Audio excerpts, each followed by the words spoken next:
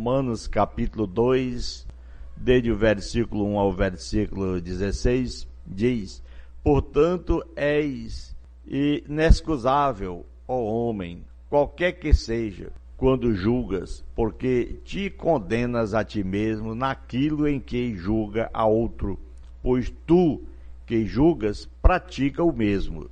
E bem sabemos que o juízo de Deus é segundo a verdade contra os que tais coisas praticam.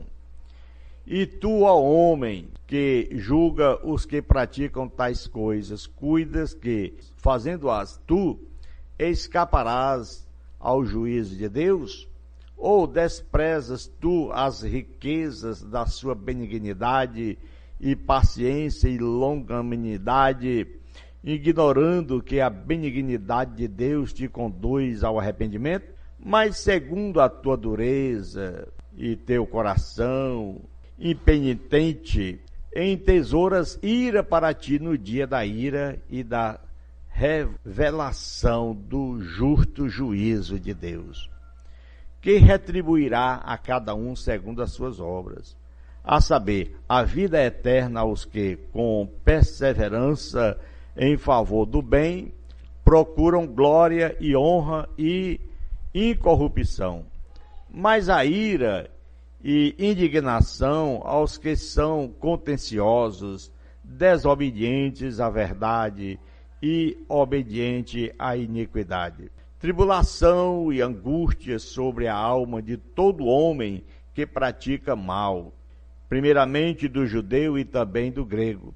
Glória, porém, e honra e paz a todo aquele que pratica o bem, primeiramente ao judeu e também ao grego, pois para com Deus não há acepção de pessoas, porque todos os que sem lei pecam, sem lei também perecerão, e todos os que sob a lei pecaram, pela lei serão julgados. Pois não há justos diante de Deus os que só ouvem a lei, mas serão justificados os que praticam a lei. Porque quando os gentios que não têm lei fazem por natureza as coisas da lei, eles, embora não tendo lei, para si mesmos são lei, pois mostram a obra da lei escrita em seus corações, a sua consciência e o seu pensamento, que, acusando-os, quer defendendo-os. No dia em que Deus há de julgar os segredos dos homens, por Cristo Jesus, segundo o meu evangelho. Amém. Palavras do apóstolo Paulo, capítulo 2, versículo 1 ao versículo 16, em Romanos, que nós acabamos de fazer essa leitura. Prezados irmãos, radioouvintes, amigos que nos ouvem, o justo juízo de Deus, a promessa do juízo de Deus, que é justo, porque nos mostra que, lendo as fortes palavras do final do capítulo, alguns cristãos, especificamente judeus, poderiam ser tentados a concordar com Paulo e condenar aqueles pecadores que praticam e aprovam coisas dignas de morte. E esses religiosos facilmente lamentariam o estado depravado dos outros, sem perceber que estavam no mesmo lamaçal de pecado. No capítulo 2 e 3, Paulo afirma que o problema do pecado é universal, atingindo igualmente judeus e gentios, pois está escrito: todos pecaram e destituídos ficamos da glória de Deus. O perigo de autojustiça é o que nós encontramos com muitos nesse mundo em que vivemos, não por nós julgarmos, mas pelas obras. E Jesus diz que pelo fruto se conhece a árvore. E muitos que produzem coisas inadequadas conforme o evangelho, eles perecerão sem dúvida, vão ser castigados. Aí vê o perigo da autojustiça. É muito fácil enxergar e condenar as falhas dos outros. O homem que confia na sua própria justiça não conhece a sua própria necessidade da graça de Deus. Durante o seu ministério na terra, Jesus Cristo, ele batalhava contra a arrogância e a autojustiça de seitas, como os fariseus. Está lá em Mateus 23, 27 a 28. Paulo, um ex-fariseu, agora luta contra o mesmo orgulho religioso de seus compatriotas. Assim, meus irmãos, a autojustiça traz consequências gravíssimas. Quando uma pessoa recusa a ajuda oferecida por Deus, não há outro remédio. Vai lutar para a morte, incapaz de se livrar dos laços da iniquidade. Tal pessoa acha algum conforto em ver os pecados maiores dos outros e não reconhece que o Deus justo que habita nos céus rejeitará todos os que praticarão a injustiça. A justiça de Deus está aí. Quantas pessoas que hoje estão sofrendo por zombarem de Deus, por falarem coisas que são impensadas antes de falar, eles não imaginam o que poderia acontecer pela sua arrogância, pela sua ignorância. A justiça de Deus chega. Ao mesmo tempo em que Paulo tira desculpas das pessoas que se julgam boas, ele oferece a esperança. Deus, o Senhor, oferece a glória, a honra e a incorruptibilidade. A paz, no versículo 7 ao versículo 10. Mais adiante, explicará melhor as condições, se você ler, para receber essas bênçãos. É o que nos mostra no capítulo 3, versículo 24, capítulo 4, versículo 16, e vai muitos. Por exemplo, ele simplesmente se refere à bondade, à longanimidade e à tolerância de Deus para com os arrependidos. A esta altura, ele enfatiza a igualdade de judeus e gentios. Os pecadores de qualquer nação serão condenados e os justos de qualquer povo serão glorificados por Deus. Deus julgará cada um conforme os seus atos e não mostra acepção de pessoas. A igualdade de judeus e gentios dentro desse contexto bíblico e nesse assunto tão importante que nós estamos aqui expondo, o justo juízo de Deus, Romanos capítulo 2, desde o versículo 1 ao 16, a igualdade de judeus e gentios que vem pela vontade daqueles que pensam que Deus não age, mas Deus está pronto a agir. Os judeus confirmaram na lei de Deus, que Deus lhe deu por intermédio de Moisés, por terem recebido essa revelação, acharam-se superiores aos gentios. A lei não salva. Por isso, meu irmão, ser ouvinte da lei não salva. Para serem justificados, tanto por obedecer à lei, Paulo, ele ousa dizer que um gentio que respondia os princípios de justiça, mesmo não tendo a lei, como era dirigida aos judeus, a lei escrita, seria essa pessoa aceita por Deus. Tal afirmação seria, para muitos judeus, blasfêmias. Isso era uma coisa séria, para apreciar a importância e a necessidade do Evangelho.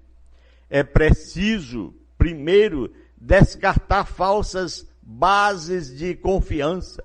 O homem que confia em si, o homem que confia em sua própria justiça, não será salvo.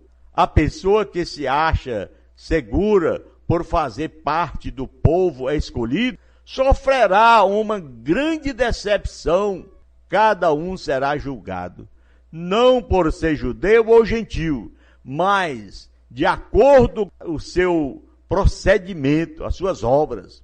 O julgamento será feito por um Deus onisciente, usando como base o mesmo evangelho pregado por Paulo desde o versículo 16, que está escrito na palavra, no dia em que Deus há de julgar os segredos dos homens por Jesus Cristo, segundo o meu evangelho, disse Paulo. O justo juiz. Com Deus não há acepção de pessoas.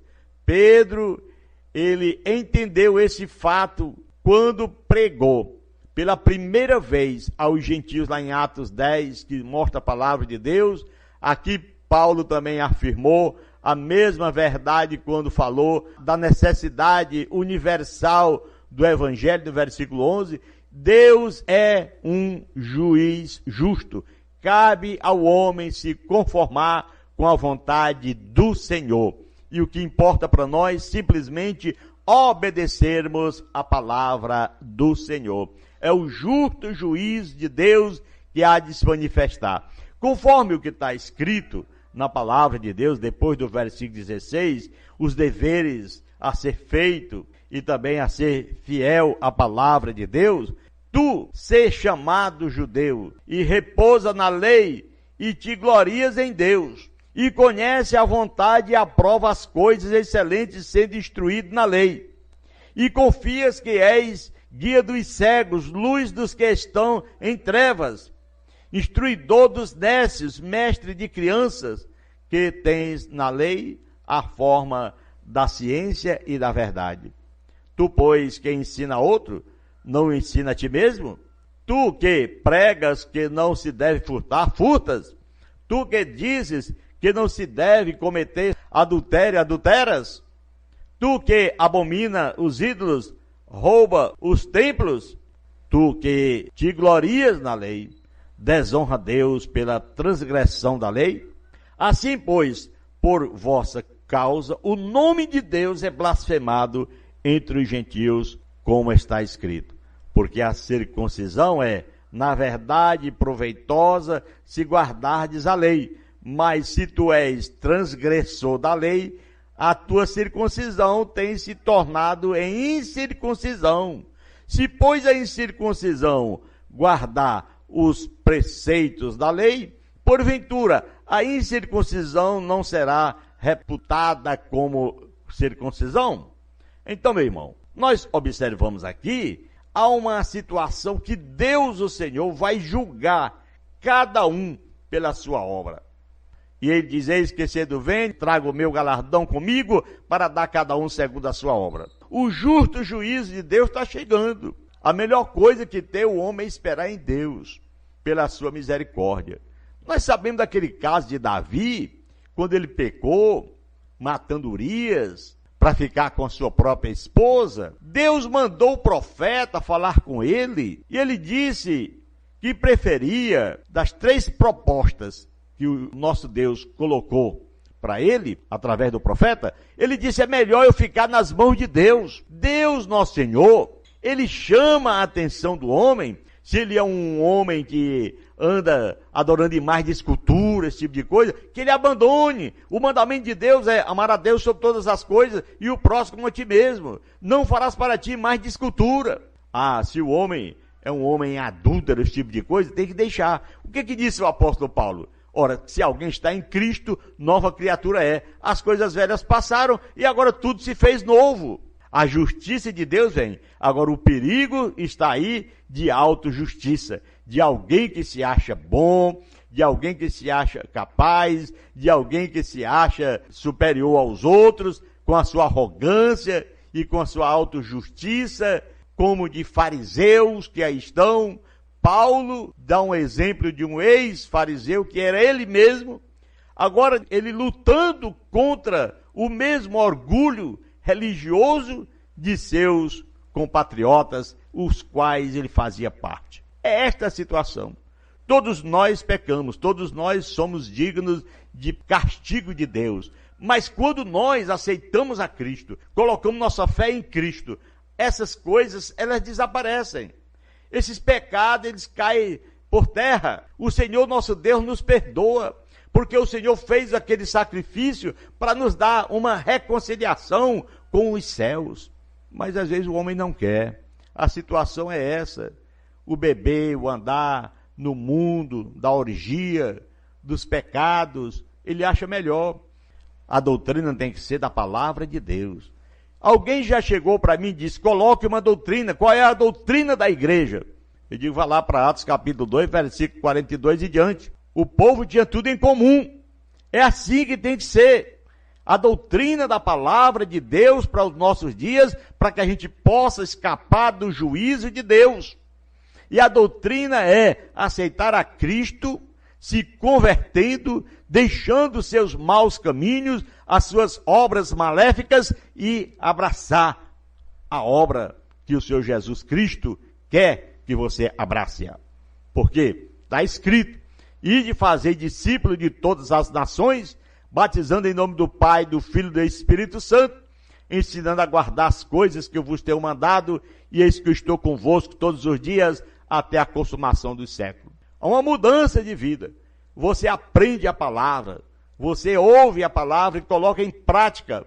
Aí Deus, o Senhor, não vai lhe trazer um juízo de rigidez, mas um juízo maravilhoso, em que você, ao invés de ser condenado, você vai ser livre, você vai ser liberto, porque a palavra de Deus nos diz: e conhecereis a verdade, e a verdade vos libertará. Glória a Deus. Então o juízo de Deus está chegando, mas tenha cuidado com o perigo da autojustiça. Não queira ser tão bom. Bom há um só, é Deus, porque a justiça de Deus vem, e a igualdade de judeus e gentios, pode ter certeza, não tem diferença. Deus não faz acepção de pessoas. Aquele que pratica a palavra é salvo. Aquele que não pratica, pode ser ele quem seja, ele é condenado. Por isso, meu irmão, essa é a nossa palavra nesse dia, para que você possa ser justificado, não pela sua autoconfiança e também pela sua autojustiça, mas seja justificado pelo sangue de Jesus Cristo, o nosso Salvador, que morreu na cruz para nos salvar. Querido Deus e Pai que está no céu, nós te agradecemos, Senhor, por mais uma oportunidade que o Senhor nos concede de estarmos aqui a pregar, falar um pouco da tua justiça. Aqueles que estão nesse momento ouvindo a tua palavra, o Senhor vem abençoar de uma forma maravilhosa. De perto te agradeço, em o nome de Jesus Cristo. Amém.